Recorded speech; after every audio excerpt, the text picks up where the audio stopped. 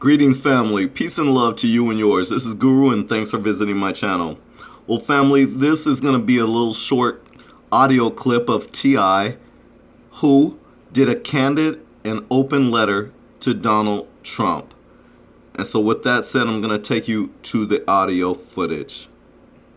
By the way, I want to give credit where it's due. This comes from the Rolling Stone magazine. I want to be responsible, honest, and respectful, but in no way apologetic about the rage or resentment that many of us have been suppressing for far too long. In turn, I hope that we can be equally as honest about the prejudice, bias, and narrow-mindedness that many of us have felt our nation has been disguising and denying for far too long. As you transition into your role as the President of the United States, you will undoubtedly be one of the most watched people in the history of the world. So, I can't help but ask, in the midst of our nation's calamity and discord, what do you want us to see? Well, maybe I should take the time to share what many of us would like you to see. Should it ever seem at times as though we are against you, I assure you it's a result of you defining yourself as the representative for those who are and always have been against us. The deck has always been stacked against us in this country. With every generation, there has been strategic steps taken to oppress, imprison, and control us. All we've ever wanted was equality and empathy as the historically disenfranchised citizens that we are, in a nation that we've contributed to just as much as anyone else who calls America their home. We've helped to mold the arts and culture of this country, as well as help build, create, and contribute to its greatness, contrary to popular belief. From an economic perspective, our community's buying power is the strongest of all consumers. Yet we're shown repeatedly that our lives don't matter as much as our dollars, let alone as that of a person of a different race or a lighter skin color.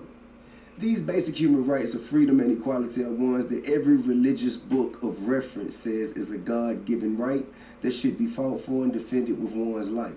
But we do so much as take a knee during the national anthem and it's looked upon as un-American.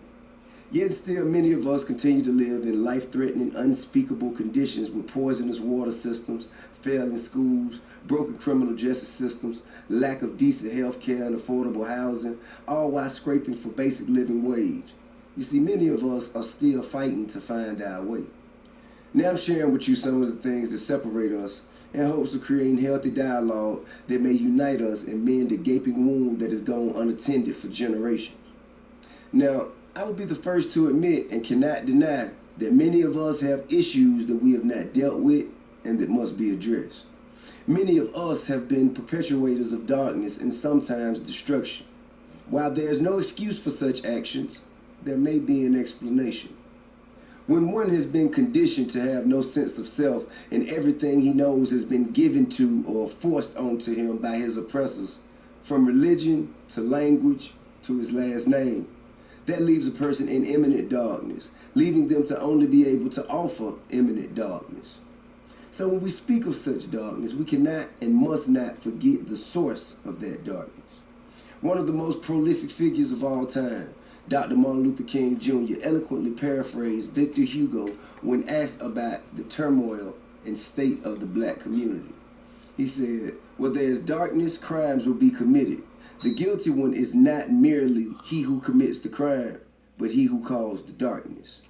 So I can't help but ask on behalf of all of us, how do we address and hold accountable those who create, allow, and prolong this darkness? You see, I don't want to disengage from a democracy that I understand many of us would die for, nor do I want to engage in a democracy where all of us who are a part of it are not allowed to live with the same basic promise, protections, and principles of freedom, equality, and justice for all. You know, the stuff wrote on the Constitution. I've chosen my words carefully writing this letter, as I am trying to become a better me, so that I can better understand how to see a better you and be better for us. If we all just start there, then I believe we could truly make collective progress. As we continue to go on together as a nation, I apologize in advance for the friction and hostility that inevitably comes with us feeling years of pain, neglect, resentment, and not being heard. I am hopeful that we will not go and repeat the mistakes of the past. I am hopeful that we will work to right our wrongs and become better men and women and a better nation. In closing, I can't help but ask one final question, man to man. A simple yet profound question recently asked to me. When the stage is dark and the lights and cameras off, who are you? And more importantly, who do you want to be? Is it the man we heard during your campaign inciting racism and perpetuating prejudices? Or is it the man we met after the election that said he'd be a president for all people? This is very important. I myself would love to know. Just a thought to ponder as your passage to the White House begins. Respectfully yours, Tip Harris. And family, one of the most prolific figures of all time, Dr. Martin Luther King Jr., eloquently paraphrased Victor Hugo when asked about the turmoil and state of the black community. He shared, quote, "Where there is darkness, crimes will be committed. The guilty one is not merely he who commits the crime, but he who caused the darkness." Family, I hope you like this video. Please like and share. Thanks again for watching. This is Guru. Peace and love to you and yours. And until the next video, don't forget to love yourself. Thanks, T.I.